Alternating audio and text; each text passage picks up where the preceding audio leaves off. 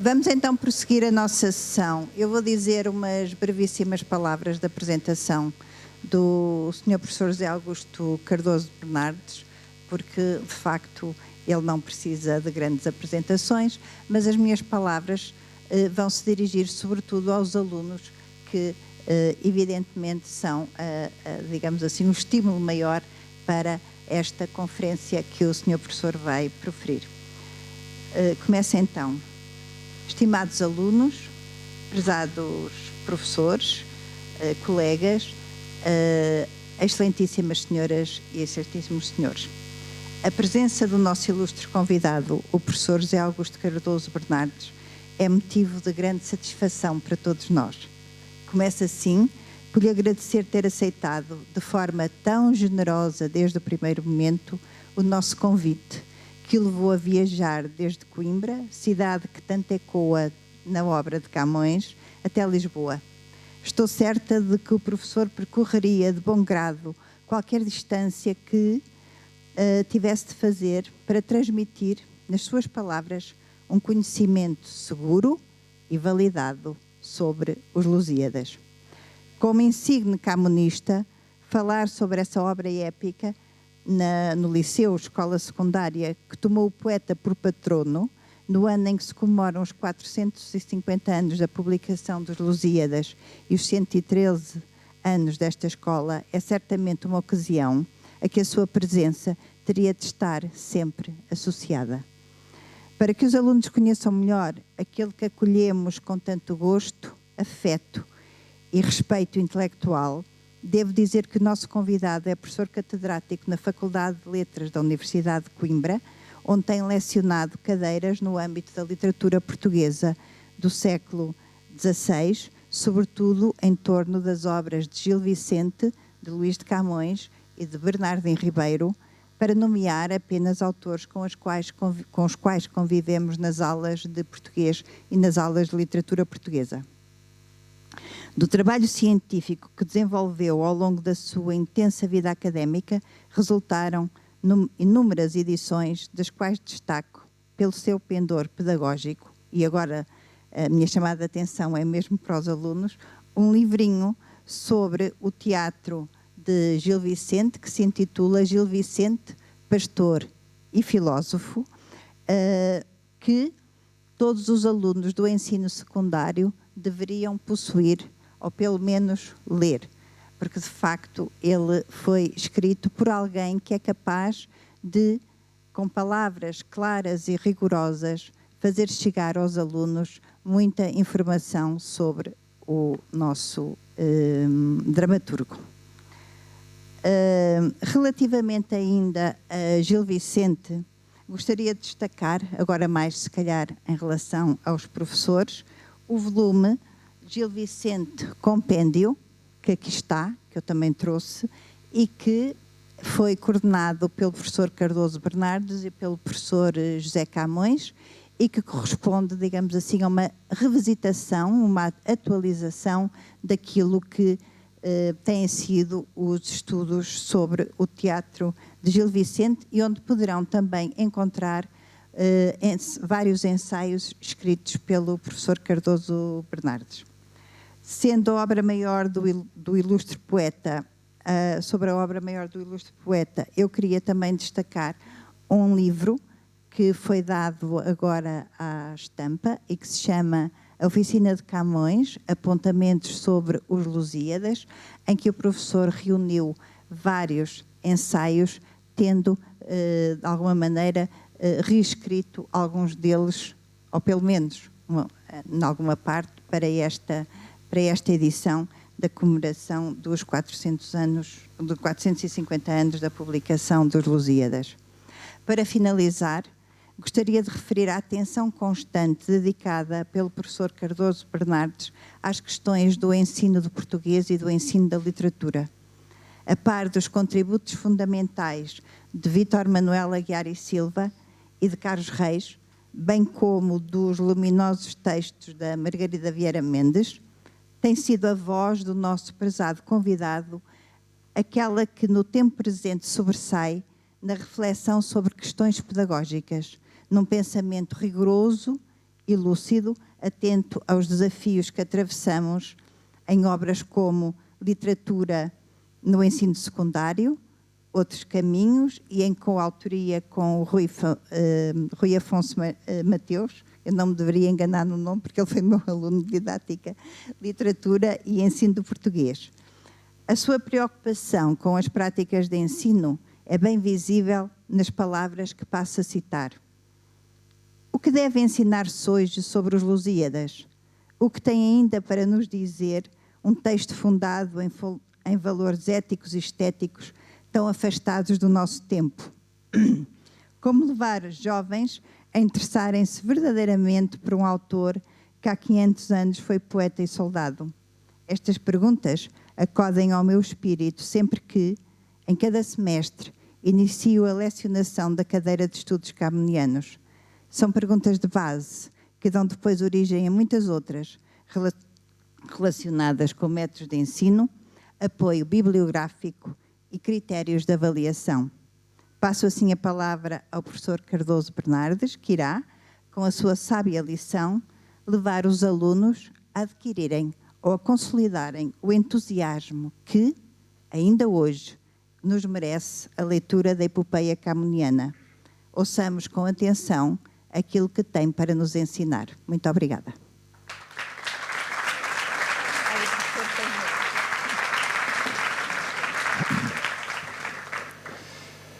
Então, muito boa tarde a todos e a todas.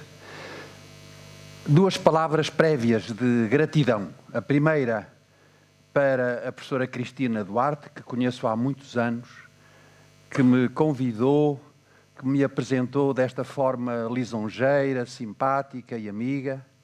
Também a minha grande admiração para ela, que é uma admiração cúmplice, é uma admiração de quem trabalha e de quem milita nas mesmas lutas há muitos anos.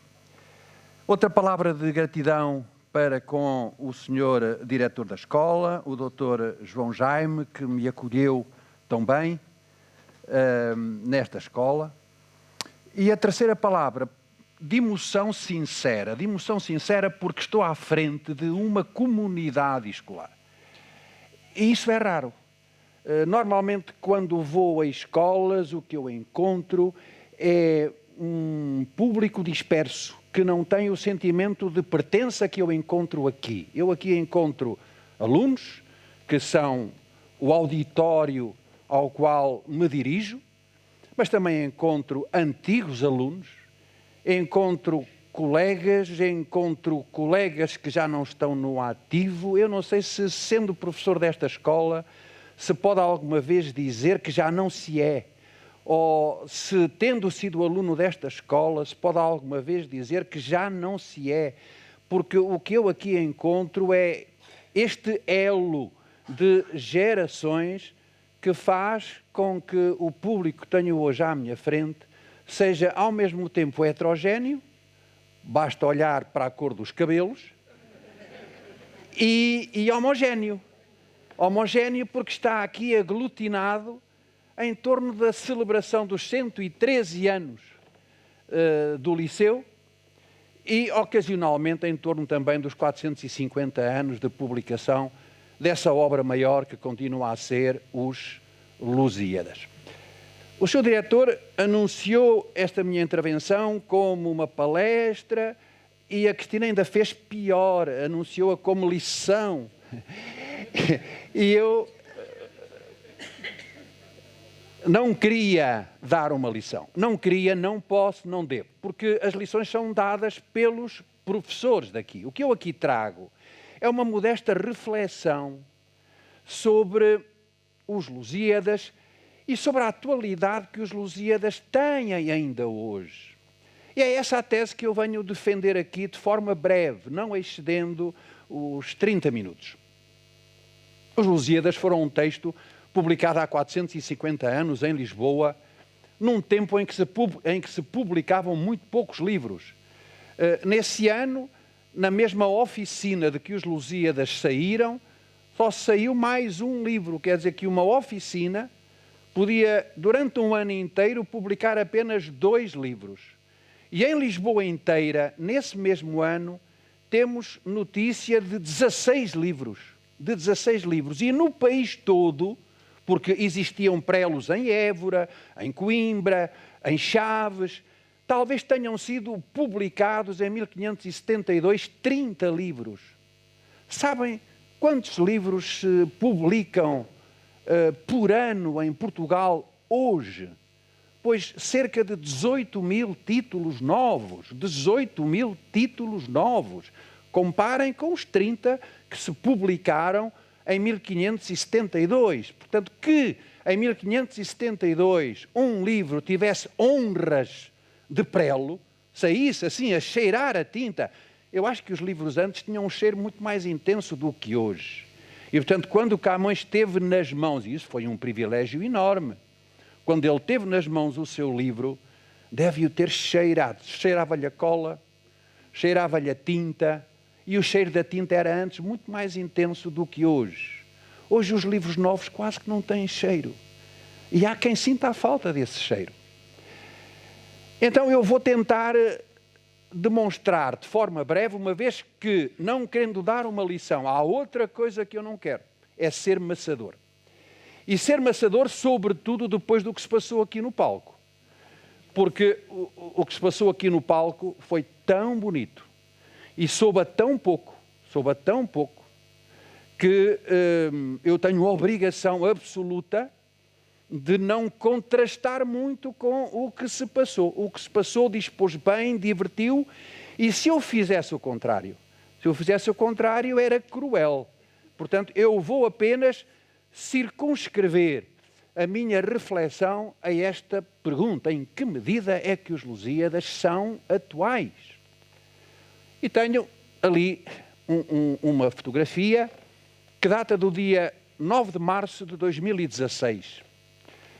E o que temos ali, pois reconhecem o protagonista, ele é inconfundível, e o que ele está a fazer é colocar uma coroa de flores na base do túmulo de Camões. Ele tinha acabado de tomar posse como Presidente da República na Assembleia, saiu do edifício de São Bento, tomou pela primeira vez o carro oficial e dirigiu-se aos Jerónimos. Entrou pela igreja e à direita dele está o túmulo de Camões, e foi o primeiro gesto que o professor Marcelo Rebelo de Sousa fez em março de 2016. Repetiu o gesto no dia 9 de março de 2021. E como toda a gente sabe, sabem os menos novos e também já sabem os mais novos, os políticos não têm gestos gratuitos. Não há gestos gratuitos em política. Se o professor Marcelo Rebelo de Sousa escolheu este gesto como sendo o primeiro que tomou, é porque queria dar um sinal. Que sinal? Um sinal de abrangência, um sinal de unidade, um sinal de descrispação, porque a vida política em 2016, já não se lembram disso, mas era muito crispada, muito tensa, e o senhor Presidente da República quis dizer ao país que ele vinha para dar ou para transmitir, para tentar contrariar esse ambiente de crispação. E então dirigiu-se àquilo que ele acha que é o herói mais agregador que Portugal teve e tem. Houve, na altura, quem discutisse, mas porquê é que ele se dirigiu ao túmulo de Camões? Podia ter-se dirigido a outro túmulo ou podia ter visitado uma pessoa viva. É certo que nesse dia, no dia em que ele tomou posse, participou em vários atos de abrangência, de unidade, reuniu-se com todos os líderes religiosos de Lisboa, não sei se se lembram disso. À noite assistiu a um espetáculo musical, não sei se o Rodrigo Leão lá estava, mas estavam artistas de jazz, artistas de música clássica, de rap, de tudo. Quer dizer, ele quis dar esse sinal de abrangência. Ele estava ali para transmitir ao país que era um indicador de unidade. E é muito significativo que ele tenha escolhido Camões. É muito significativo que ele não tenha escolhido outra pessoa. Então, mas Portugal não tem outros heróis. Teve e tem. mas nenhum dá garantias de constância como Camões dá. Há heróis efêmeros, nós não podemos viver sem referências heroicas, não podemos, seja em que zona cívica for. Mas Camões é herói do país desde 1580, desde que expirou. E atravessou os regimes políticos todos. A monarquia, a república. Depois, o 25 de Abril fê-lo tremer um pouco. Mas depressa a democracia se apercebeu que não podia viver sem Camões. E integrou Camões. E Camões continua a ser o herói da comunidade que somos, depois de ter atravessado todas as turbulências. A turbulência da monarquia para a República acentuou o heroísmo de Camões como nenhum regime político o havia feito. A República assumiu-se como verdadeiro regime da unidade nacional, naquela altura pluricontinental, e Camões serviu para isso. E depois o Estado Novo. O Estado Novo, claro, que se aproveitou também do impacto de Camões, mas não foi muito além da República no aproveitamento político que a República já tinha feito de Camões. E depois a democracia. Portanto, o professor Marcelo Rebelo de Sousa sabia perfeitamente que, dirigindo-se ao túmulo de Camões, estava a dizer ao país que se colocava sob a sombra do herói mais constante que Portugal teve e que Portugal tem. Eu não digo que seja um herói incontroverso, não digo. Há aqui e ali salpicos de críticos de Camões, desde sempre, desde o século XVI. Essa história é normalmente ocultada, mas Camões não teve só admiradores, não teve só amigos, também teve pessoas que colocavam reticências à sua arte, desde sempre. Mas conseguiu atravessar essas reservas todas, essas reticências e chegar ao nosso tempo, a ponto de um dos políticos mais sagazes do nosso tempo ter escolhido Camões para dizer ao país que queria ser chefe do Estado português e presidente dos portugueses todos. Foi o que ele quis dizer com este gesto.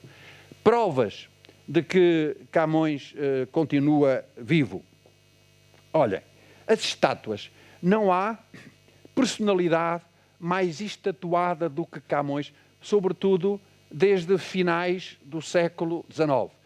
Temos a de Lisboa, que foi inaugurada em 1867, mas com as grandes comemorações da morte de Camões em 1880, semearam estátuas de Camões pelo país todo. Quase não há terra nenhuma que não tenha uma estátua, que não tenha um largo. A toponímia está inçada, entre aspas, de nomes de Camões. É de longe o escritor que deu nome a mais ruas, a mais praças, a mais largos. Já agora sabem qual é o nome que mais prevalece na toponímia portuguesa? Rua da Igreja. É o nome que aparece mais. Quando vamos à procura de nomes individuais, Santo António. Ganha a Camões por pouco. E de escritores, Camões. E o segundo? Pensam que é pessoa? Pensam que é Gil Vicente? Não é. João de Deus. Imaginem. Então, a toponímia, a estatuária, as edições. Eu há pouco dizia, ou evocava, esse dia 12 de março de 1572, em que provavelmente Camões teve nas mãos o primeiro exemplar de Os Lusíadas. 1572. Estamos em 2022. E eu atrever-me a dizer que não há década nenhuma em que os Lusíadas não tenham sido editados. Se quiséssemos colocar nesta sala todas as edições de Os Lusíadas, desde 1572 até à última, que saiu há poucos dias, em 2022 já, eu não sei se esta sala chegaria. O que significa que os portugueses nunca puderam passar sem aquele livro. É um caso único. Eu não sei se não será mesmo um caso único no mundo. O que é um caso único no mundo? Esta perseverança, esta constância, esta necessidade de continuar a editar Camões. Eu dou um exemplo que pode servir de contraste. Um outro grande nome, que já foi aqui falado hoje, Gil Vicente. Gil Vicente exerceu a sua atividade na corte entre 1502 e 1536 e, ao morrer, talvez tivesse deixado 2 ou 3 autos publicados. Há notícia disso. Nós hoje conhecemos apenas um auto publicado em vida dele, que é o auto da Barca do Inferno, mas é provável que outros tenham saído e que nós não os conheçamos hoje. Quem editou a obra completa de Gil Vicente foram os filhos, 25 anos depois de ele ter morrido. E depois, em 1586, já não foram os filhos, mas saiu uma segunda edição. E a terceira? Falámos em 1562, 1586, e a terceira é de 1834. Ou seja, durante 250 anos, Gil Vicente esteve praticamente esquecido. O que quer dizer que durante 250 anos os portugueses passaram sem Gil Vicente. E não estou a falar de um nome de segunda grandeza, estou a falar de um nome de grandeza equiparável a Camões. Ora, com Camões não aconteceu isto. Desde 1572. Camões, ainda hoje se discute muito, se ele teve na mão a primeira tradução dos Lusíadas, que é uma tradução para castelhano, e que saiu em 1580. É dado como certo que Camões morre em junho, e não sabemos exatamente o mês em que essa edição saiu a lume. Pode ter sido em maio, podem-lhe ter levado a edição castelhana à cama onde ele agonizava, ou pode ter saído depois, não sabemos, mas é fantástico que uma obra editada em 1572, em 1580, tenha sido objeto de uma tradução para uma língua rival, que era o castelhano. E permito-me só um parênteses para explicar porquê. Hoje a importância das línguas vem de onde? Do número de falantes, por isso é que nós nos orgulhamos todos e às vezes exageramos até um pouco, dizendo que o português é falado. Alguns dizem por 250 milhões de pessoas, outros dizem por 300, alguns dizem que é uma língua de futuro, porque é falada em países com índices de demografia muito positivos. Outros dizem, cuidado, que esse critério não é certo. O critério mais certo é outro. É quem é que fala o português? Quem é que fala o português? Qual é o PIB dos povos que falam o português? As coisas aí pioram um pouquito, porque os PIBs dos países da expressão portuguesa não se podem comparar, por exemplo, ao PIB dos povos que falam alemão.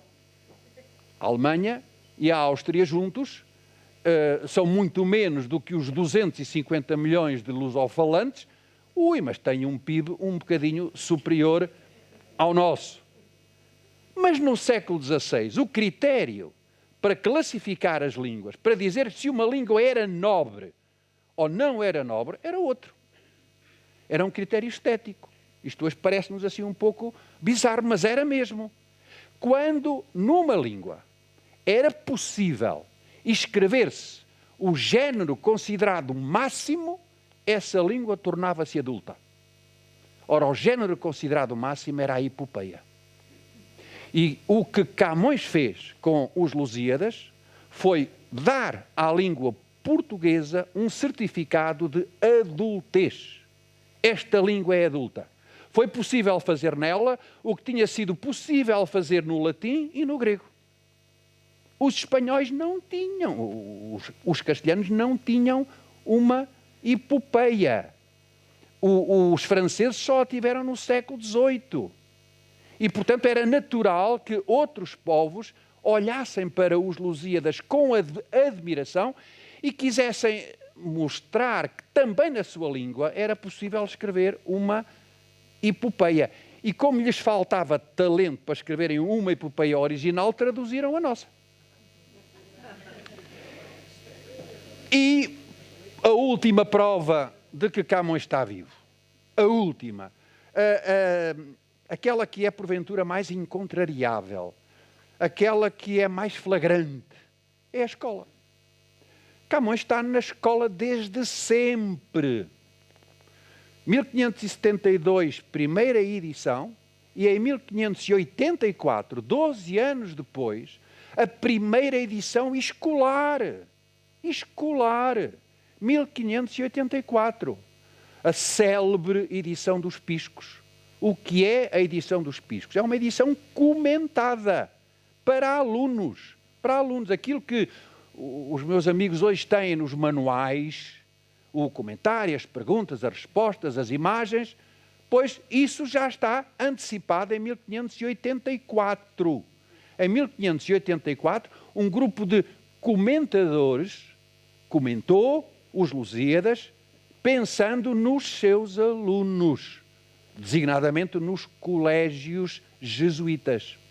E foi por isso que Camões foi objeto de uma edição escolar em 1584. E até hoje não se parou. Desde que existem programas oficiais em Portugal, desde 1836 aproximadamente, nunca os Lusíadas saíram dos programas da cadeira de português, mas é que nunca. Há episódios relativamente recentes em que os ministros tentaram menorizar a presença de os Lusíadas na escola. Um episódio passado com um ministro, não vou aqui mencionar o nome dele, porque a intenção com certeza era boa, quando lhe foram dizer, mas os Lusíadas estão no 9º ano e no 10º, não é preciso estarem num e no outro, vamos, agora que a escolaridade obrigatória passou para 12 anos, para que é que os alunos hão de estudar os Lusíadas em 2 anos consecutivos? Peço aos alunos que não encontrem resposta para isto. Não tentem. Não tentem. Porque há uma explicação óbvia. No 9º ano estudam de uma forma e no 10º estudam de outra. Agora, nenhum ministro conseguiu, nenhuma entidade política conseguiu menorizar, diminuir a presença dos Lusíadas na escola até aos nossos dias. E isto não aconteceu com mais nenhum outro livro, mas é com mais nenhum. Pensam que Fernando Pessoa esteve sempre nos programas de português? Não. Estava nas antologias, sim, sobretudo com a mensagem, mas só começou a fazer parte obrigatória em 1985, quando se assinalaram 50 anos da morte dele. Pensam que essa de Queiroz esteve sempre? Não esteve. Está desde 1945, quando se assinalaram 100 anos do nascimento dele. Pois Camões está desde sempre. E ninguém até hoje teve coragem para o tirar de lá. E esta constatação não é um apelo a que tentem. Não é um apelo a que tentem. Eu acho bem que ele esteja. Tenho algumas reservas sobre a forma como está, mas isso era para um outro âmbito que não este. Hoje é dia de louvar Camões e de explicar que Camões tem coisas para nos dizer, ainda hoje. Vou só dar um exemplo, e estou quase a concluir. Inês de Castro, que é, se não o episódio mora, pelo menos é o episódio que mais recordações deixa, que mais rasto deixa, rasto emocional em quem o estuda. E vejam o que ali está. O que ali está é uma versão livre sobre uma história real. Inês de Castro existiu e foi realmente degolada no dia 7 de janeiro de 1354 em Coimbra. Foi assim. Mas como é que Camões pega nesses factos reais? Como é que os transforma? Transforma-os colocando Inês como vítima, como mulher, de mãos atadas Não era preciso, ela era uma mulher. Mas Camões faz questão de que os algozes primeiro lhe atem as mãos, para significar a sua impotência total. Ela era mulher, não sabia manejar armas, mas ainda que soubesse, tinha as mãos atadas. E tinha os olhos cristalinos postos no céu, porque não tinha esperança nenhuma de que, olhando para o interlocutor, o conseguisse comover. Portanto, a súplica dela é dirigida ao alto. E o que é que ali temos? Uma mulher inocente, ou que pelo menos se proclama inocente, uma mãe que chama e convoca essa condição de mãe, dirigindo-se a um avô, e pede clemência. Pede clemência. Portanto, é a fraqueza, é a fragilidade que se dirige ao poder pedindo clemência, pedindo até aquilo que hoje chamaríamos uma comutação de pena. Põe-me na Líbia ardente ou na Sítia fria, onde talvez eu possa encontrar misericórdia por parte das feras que não consigo encontrar entre as gentes. E é isto que ela pede. E como é que o poder reage? De forma intransigente, consentindo e praticando e consumando a sua morte. Isto não nos interpela? Quantas situações existem no nosso tempo em que a fraqueza, a debilidade, a impotência, a fragilidade, as mãos atadas se dirigem a quem exerce o poder pedindo clemência sem a obter. É que quem mata Inês de Castro, quem a mata, e é nisso que Camões coloca a tónica, são cavaleiros. Cavaleiros. E os cavaleiros eram entidades especiais, faziam um juramento. E o juramento que os cavaleiros faziam era o de proteger os fracos. O de proteger os fracos. Os cavaleiros que tinham ido ao Salado, que tinham enfrentado a tentativa de invasão moura, são esses cavaleiros que executam Inês. E é por isso que Camões diz que o sol não devia ter nascido naquele dia. O que é isto? É um aviso ao rei a quem Camões se dirige. Camões escreveu os Lusíadas para um rei, Dom Sebastião. E o recado que ele lhe está a dar é: rei, nunca consintas naquilo que o teu antepassado Afonso IV consentiu. O sol nunca devia ter nascido no dia em que Dom Afonso IV consentiu que uma mulher indefesa, uma mãe, pedisse clemência e ela não lhe fosse concedida. Os Lusíadas são uma conversa prolongada entre um poeta e um rei. E porquê é que os Lusíadas sobreviveram estes anos todos?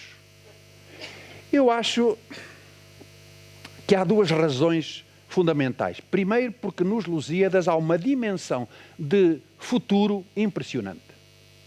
Os Lusíadas contam um passado, mas não ficam prisioneiros dele. Os Lusíadas criticam muito um presente sem comprometer a esperança no futuro.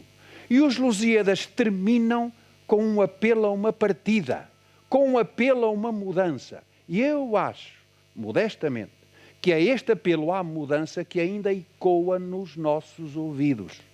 É a ideia de que nós não podemos conformar-nos com o que existe. Temos que mudar, temos que partir. No tempo de Camões a partida era aquela. No nosso tempo as partidas são outras. E é por isso que 450 anos depois nós estamos aqui a falar de os Lusíadas como se os Lusíadas tivessem sido escritos ontem, porque continuam a interpelar-nos, continuam a fazer sentido, no caso que citei, como noutros casos que poderia citar, e é um privilégio enorme para mim ter-vos falado deles neste contexto e no Liceu Camões e num espaço onde já tinha estado uma vez que este espaço foi inaugurado há 20 anos, não pode ter sido há mais de 20 anos, mas eu não sei em que ano foi, eu julgo que foi em 2006, mas a professora Cristina Duarte é que sabe disso, e parabéns pelo pela escola que têm, e todos os que aqui estão têm esta escola como sua, e continuem assim, porque a escola precisa do carinho de todos. Obrigado.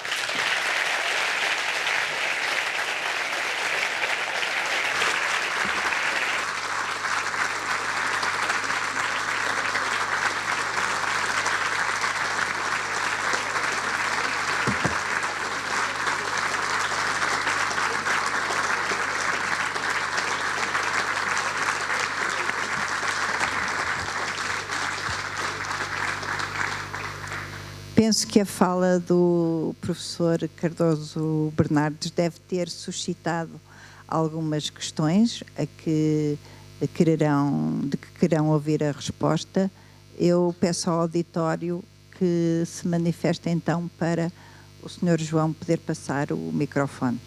Quem é que deseja interrogar o Sr. professor?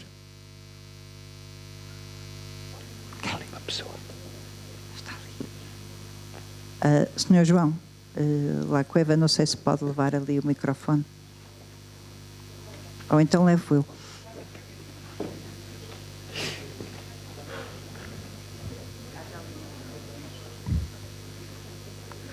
Obrigada.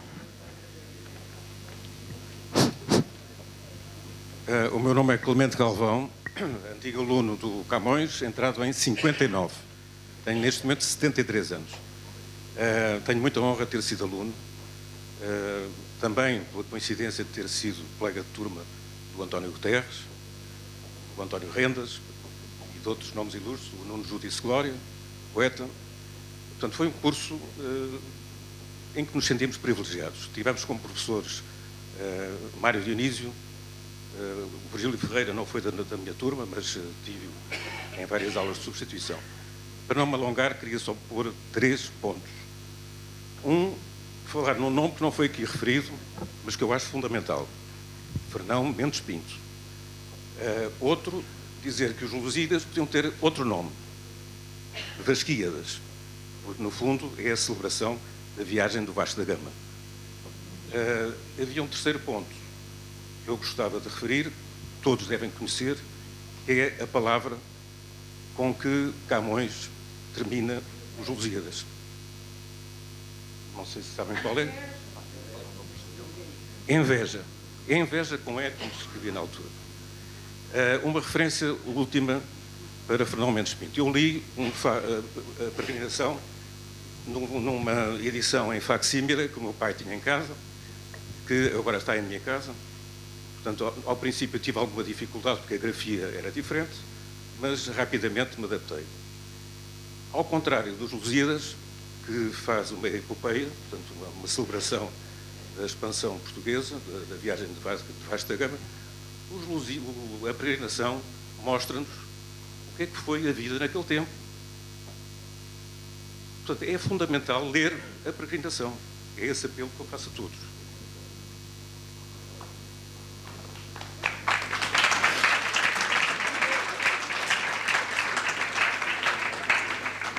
Não foi propriamente uma pergunta, mas agradeço muito a intervenção. Não falei em Fernão Mendes Pinto, mas está no meu coração, até porque é das minhas zonas. Fernão Mendes Pinto é de Montemoro, o Velho, que fica entre Figueira da Foz e Coimbra, e eu sou figueirense. E, portanto, sempre que vou e que passo a Montemor, lembro-me dele. E é realmente um livro escandalosamente esquecido. Escandalosamente esquecido. É difícil explicar a um estrangeiro como é que nós temos uma obra daquelas e aquela obra não é estudada nem no ensino secundário, nem no ensino superior. É absolutamente estranho. Os programas de português que estão atualmente em vigor têm 2 relatos da história trágico-marítima. E disseram-me que inicialmente estava previsto que tivessem um capítulo da peregrinação. Um capítulo. Os capítulos têm 3 páginas, 4 páginas, e há capítulos inesquecíveis, há capítulos fantásticos. O que me disseram, não sei se isto é verdade ou não, foi que quando essa proposta foi colocada à consulta pública, houve vários professores que se manifestaram contra a presença da peregrinação nos programas. Não sei se isto é verdade, eu ouvi isto. Há um momento em que as propostas são colocadas à consulta pública, em que as pessoas podem dizer não concordo com isto, concordo mais com aquilo, e não sei porquê, não encontro explicação para isto, não ficaram muito entusiasmados com a presença de Fernão Mendes Pinto nos programas. É uma pena. Fernão Mendes Pinto é estudado lá fora. A Universidade de Oxford tem um seminário sobre Fernão Mendes Pinto. Procurando nos sites das universidades portuguesas não se encontra Fernão Mendes Pinto no ensino superior. É realmente estranho. Mas temos bons e especialistas. Em 2016 assinalaram-se os 400 anos sobre a publicação da peregrinação. A peregrinação, como é que eu posso dizer, não é um texto tão fiável como os Lusíadas. Os Lusíadas foram publicados em vida de Camões, Portanto, Camões interveio diretamente e sobreviveu 8 anos à publicação do seu poema. Portanto, é legítimo pensar que o que saiu estaria de acordo, ou mais ou menos de acordo, com as intenções dele. Com Fernão Mendes Pinto não aconteceu isso. Fernão Mendes Pinto morreu muito antes da peregrinação ter sido editada. E há suspeitas de intervenções no texto, de omissão de algumas coisas que não seriam convenientes, designadamente a sua ligação à Companhia de Jesus, e o manuscrito esteve na posse da Companhia durante muitos anos e saiu o que os editores quiseram que saísse. Há esta suspeita sobre esse livro, mas nada disso é suficiente para que esse livro grandioso esteja esquecido nas nossas escolas, como outros. Mas esse então é... Agora, eu só me permito matizar um pouco do que disse. Eu não contraponho os Lusíadas à peregrinação. São textos complementares e, sobretudo, pertencem a géneros diferentes. Quando alguém escreve uma epopeia, é para celebrar um ato de heroísmo ou para fazer apelo a um ato de heroísmo. Mas nem por isso os Lusíadas estão isentos de críticas pessoais absolutamente impressionantes, a tal ponto que nós podemos perguntar como é que estas críticas saíram. Como é que... Porque nós imaginamos e sabemos que o texto original foi submetido a um exame prévio, a 2 exames prévios.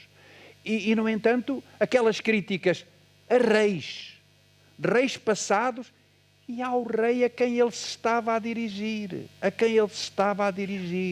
e que num determinado momento compara a Actéon e diz, cuidado, não vos aconteça a vós o que aconteceu a Actéon. É que Actéon foi devorado pelos próprios galgos.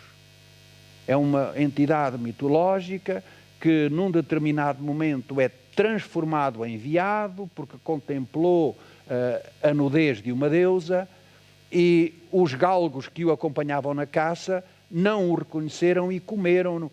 E Camões diz isto ao rei, e diz, cuidado que os galgos que vos acompanham podem devorar-vos. Isto é tremendo. E passou. Portanto, os Lusíadas são um texto de compromisso e de muita coragem. Ele celebra o Gama, diz, e muito bem. Mas critica-o no ponto mais acerbo. Às musas agradeço ao nosso Gama, que nem ele, nem quem na estirpe seu se chama, Calíope tem por tão amiga que deixasse as telas de ouro e o cantassem. O Gama comanda as naus, mas de cultura e de arte não sabe nada. E, portanto, é um herói incompleto.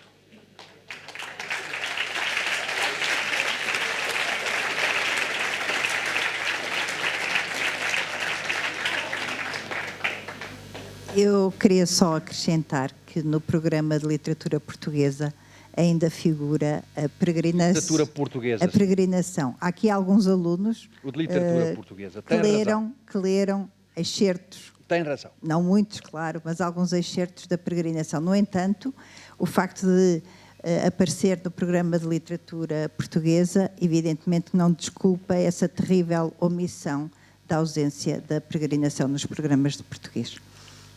Não sei se há mais alguém que queira... Tem um senhor à frente. Aqui.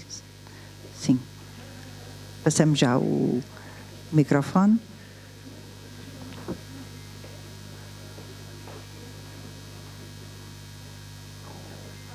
Obrigado. Não sei se me conseguem ouvir. O Sr. Professor acabou de tocar agora num tópico que gostava de saber se podia explorar algo com mais profundidade, porque uma das coisas que falou ao longo da sua palestra, lição, interpelação, foi do papel político de Camões enquanto um elemento de unidade nacional, não é? Na monarquia, na república, no Estado Novo, na atual democracia. E o que eu gostava de saber era se na altura do lançamento do próprio livro e da altura da vida de Camões, se havia esse elemento unitário, ou qual foi a aceitação política da obra, porque uma das coisas que tocou foi nesta questão do elevar a língua portuguesa até uma língua adulta, que acredito que tenha acolhido o acolhimento generalizado na época. Mas o próprio texto está cheio dessas críticas e dessas provocações. Portanto, politicamente, o que é que justificou uma reedição tão rápida e uma integração disso nos planos curriculares da altura? Eu gostava de perceber um bocadinho mais essa especificidade política da época. Convidam-me para outra palestra, Cristina. Os Lusíadas são um feixe de luz. E a luz brilha mais nas trevas. E o período final da vida de Camões é um período de trevas coletivas. Portanto, nós tínhamos um rei jovem que não se queria casar. Reparem, ele às vezes as pessoas esquecem isto. Ele morre em Alcácer a comandar pessoalmente um exército. A comandar pessoalmente o exército. Quando não tinha que o fazer, morre solteiro, rejeitando todas as propostas de casamento que lhe tinham feito, e deixa o país entregue a um tio velho e eclesiástico que era o prólogo da perda da independência nacional, como veio a ser. E os Lusíadas são um texto de incitamento e, ao mesmo tempo, quando Camões compara Dom Sebastião a Acteon, é nisto que está a pensar, porque Acteon fugia da bela forma humana. E Dom Sebastião também não se comovia com a bela forma humana. E Camões não deixa de fazer ecoar no seu poema este receio de um reino que tinha sido fundado por Dom Afonso Henriques há tantos anos, sob a égide providencial, e lá vem o milagre de Eurique, lá vem Afonso Henriques a ser beneficiado com a aparição de Cristo em pessoa e a indicar-lhe o caminho da cruz, da cruzada. E este rei, que era o ponto de chegada desse momento fundacional, estava a comprometer a continuidade do reino quando recusava casar-se. Eu acredito que o aparecimento dos Lusíadas tenha... Bom, é preciso fazer aqui um parênteses. Os Lusíadas foram editados em 1572 e imagina-se que não tenham saído mais do que 150 exemplares. Portanto, não chegou para a população do reino, que era 1.500.000. Agora, o que é fantástico é que desses 150 exemplares, ainda hoje, em 2022, nós conheçamos 36. É um caso absolutamente único. O que é mais natural, e ainda por cima, quem já teve um exemplar da primeira edição do poema na mão sabe que aquilo é uma coisa frágil, feita com papel de muito má qualidade. O mais natural é aquilo rasgar-se, é aquilo dissipar-se, é aquilo apanhar umidade, é aquilo servir de bife às pragas que comem os livros. E nós temos 36. Porquê? porque quem teve aquele livro nas mãos, desde sempre, apercebeu-se do valor dele. E por isso o transmitiu de geração a geração.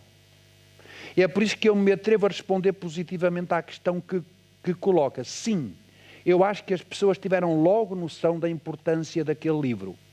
E tendo em conta que em 1580 se consuma a união dinástica, esse livro redobra de valor simbólico, porque passa a ser a Bíblia de resistência à dominação espanhola. É que um reino que tinha tido aquele começo e aquela continuidade não podia desaparecer na voragem do império dos Filipos, não podia. E aquele livro serve justamente de testemunho, de certificado de autenticidade. E depois da restauração de 1640, as edições sucedem-se num ritmo vertiginoso, como se cada pessoa devesse ter um livro daqueles na mão. Não é? E, portanto, eu acho que sim, que Camões conheceu ainda o aplauso, não sei se geral, mas o aplauso de alguns. Há muitos poetas que se dirigem, poetas contemporâneos de Camões, que se dirigem a ele em termos de muita admiração. O que é curioso, eu não sei se devia dizer isso, Cristina, é que Camões não retribui a nenhum. É uma coisa que diz alguma coisa do feitio dele. Quer dizer, nós não conhecemos um texto de Camões a manifestar admiração por um poeta português do seu tempo. Eu não devia dizer isto aqui, pois não. Mas disse. E, no entanto, há muitos poetas, quase nenhum deixa de manifestar admiração por Camões. Isto pode querer dizer alguma coisa do feitio dele. Não sei se diz. Não sei se diz. Claro que pode-se pensar, aquele velho do Restelo é Sá de Miranda, só pode ser ele.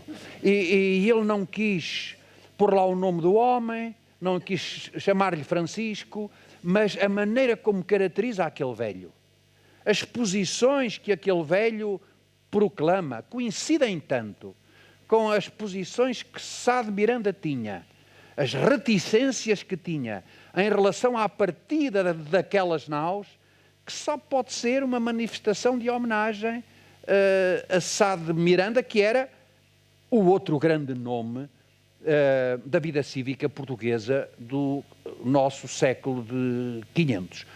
Camões em primeiro e Sá de Miranda em segundo. Portanto, não sabemos se aquele velho é um retrato encoberto de Sá de Miranda ou não. Há quem diga que sim, o professor Pina Martins morreu a dizer que sim, que sim, que sim.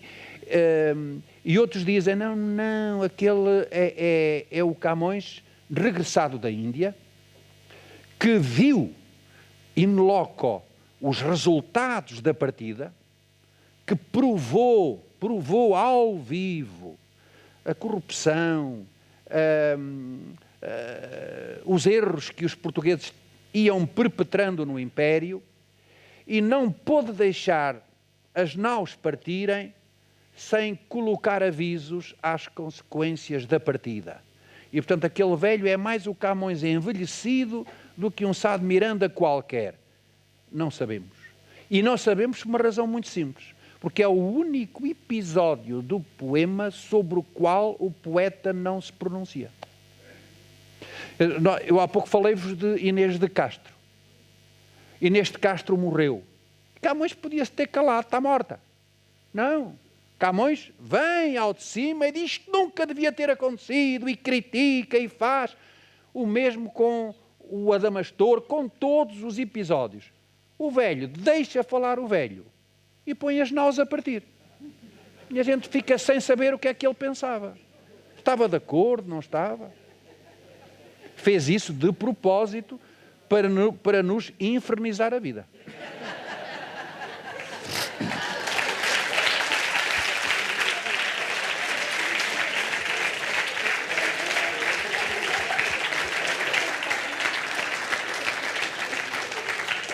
Bem, eu acho que todos gostaríamos de ficar a ouvir o professor, com todo o gosto, o professor Cardoso Bernardes, mas, como disse o nosso diretor, o dia é longo e temos de encerrar esta sessão.